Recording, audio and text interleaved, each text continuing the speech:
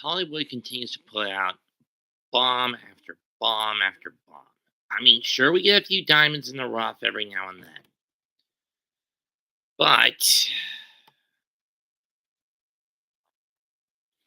without everyone is starting to open their eyes to how much of a wretched hive of scum and villainy Tinseltown has devolved itself into by going woke political leftist.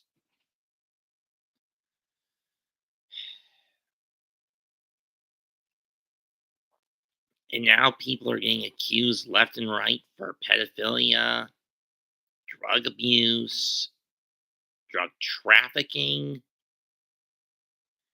and so forth, kidnapping, domestic grooming, and so forth.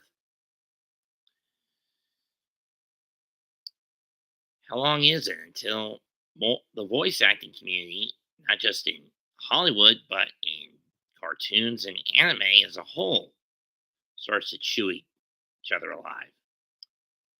The Johnny Depp case really proved that there's a darker underbelly to Hollywood. We all knew about it. I mean, Disney taking child stars and then turning them into puppets. I mean, just look at Britney Spears, Selena Gomez, the Sprouse twins, Raven Simone,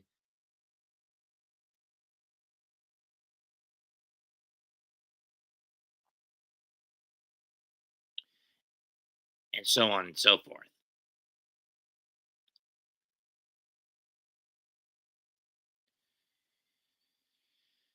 And you can see the same starting to bubble up in the voice acting community.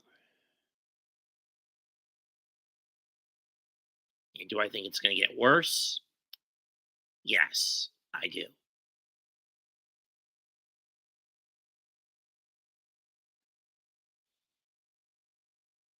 And why is that? Because these individuals are political people pleasers. Some some get government pocket money, others don't. But either way, their goals are the same. Time and again, they will jump on a political activist train to push the narrative and look the part and say they're with someone. When in truth, they're just doing it for a fucking paycheck. Or to aid and abet in quick fixes or cover ups. Sometimes both.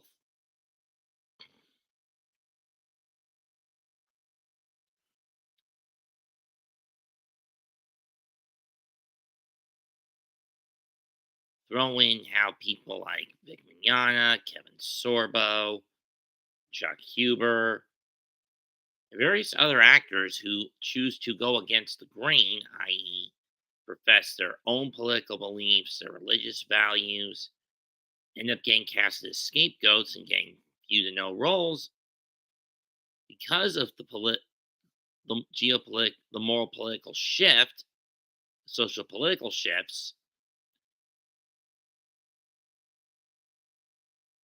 Many of them are waiting for and praying for the day when Hollywood finally falls to pieces. And I do believe that day is coming soon. May take at least another year at the most, but I do think it's at the minimum, but I do think it's coming.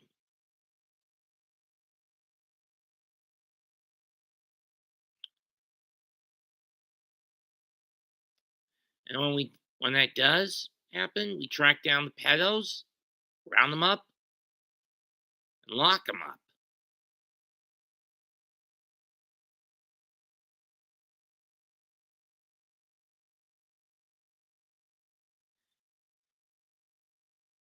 And even possibly, right, as well as their apologists. Of course, then we all know that once the truth of the crimes get out, those pedo apologists will just go out of their way to try to say, I was never with them. I didn't know any better. When in truth, you knew full well what you were doing. They knew full well what they were doing, and in my view, deserve to have all their privileges taken away, even get at worst and at best locked up. Throw away the key, no access to tech.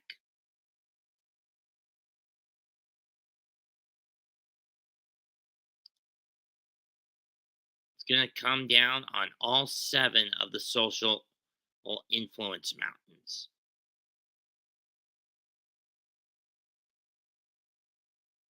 Why is it everyone is now rising up against woke leaders?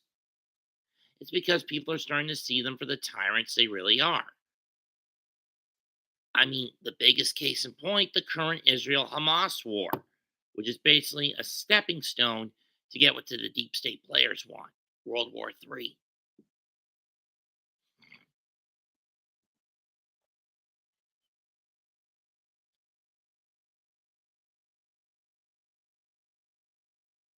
Especially when the political left is losing another demographic of minorities.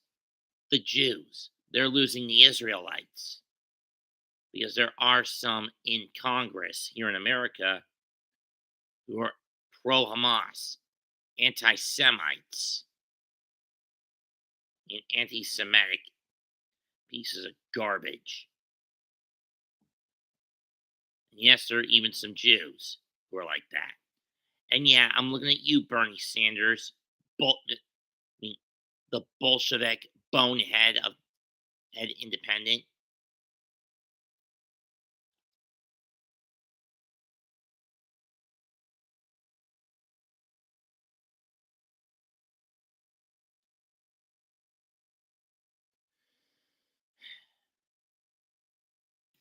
You decided to forsake your own people. You deserve a lifetime in hell for that when you finally die.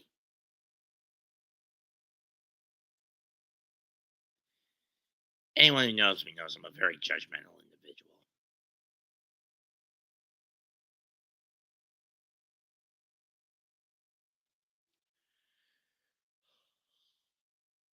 The sooner we see these pigs behind bars, the sooner the world can get back on track. And those accused of crimes, though innocent of them, can be completely and utterly vindicated. Vic, especially. But someone has to bring that case all the way to the Supreme Court of the US and even to the president to get him actually good lawyers to the Donald when he's back in office, back in the back in the Oval, and have him give Vic his lawyer, his legal team, go through the case, turn it, start the case over on a clean slate with his lawyers running it, and this time kill the weed at the root. Go after Mars Girl first, and then get the damages from Crunchyroll second.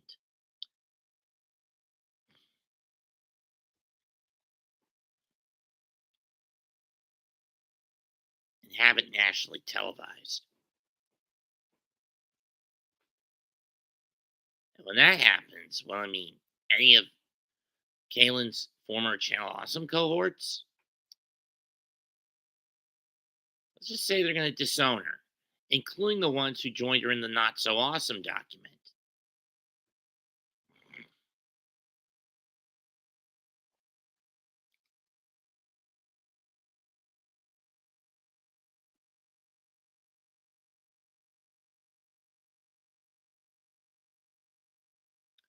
True, Evie. And all the properties would go to the Matsuri studio, along with all the money. But unlike Chris Sabat, I really don't believe Vic would allow that kind of power to go to his head.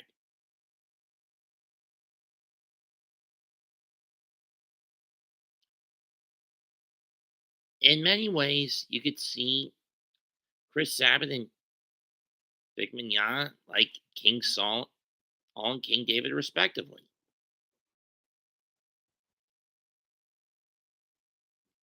For those who haven't read a Bible, in the book of First Samuel, the people of Israel are fed up with having to go to the judges for help or advice from God, as they're saying, screw God being their king. We want a king to represent us like all the other lands. God unfortunately reluctantly grants the request, so Samuel is sent to find the prophet Samuel is sent to find one. He finds one in a man named Saul from the tribe of Benjamin and makes him the first king. Unfortunately, Saul is arrogant and extremely dishonest.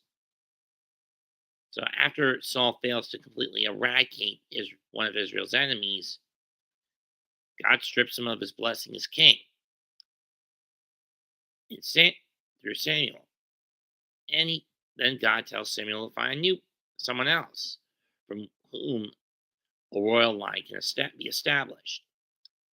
This ends up being the youngest of 8 sons of Jesse. His name is David, grandson of Obed, and great grandson of Boaz.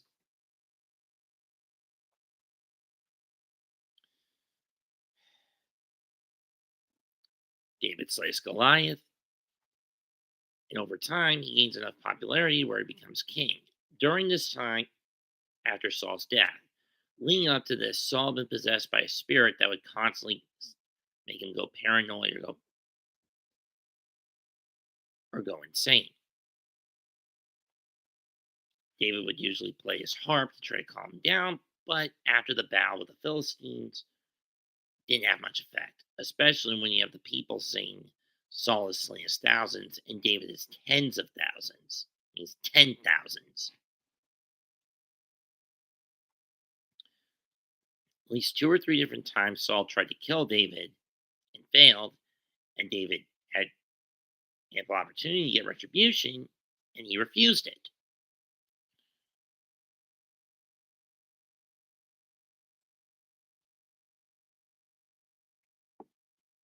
Of course, we all know that by 2nd Samuel, David does commit a bit of a taboo, lusting after another man's wife, killing the man, taking the wife of his own as his own, trying to hide the deed, but God sniffs him out through the prophet Nathan. David repents but loses the son from the affair, and the first son from the affair anyway. But as God still had to tell him, there would be consequences for that.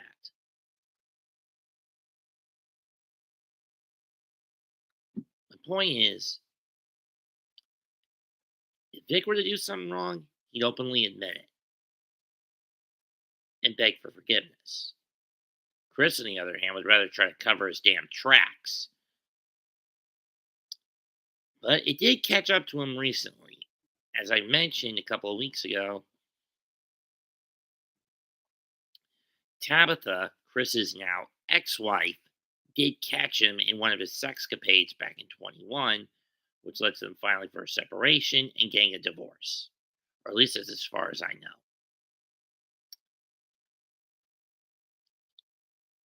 Maybe the rest of the clods who threw Vic under the bus will get themselves caught up in something similar.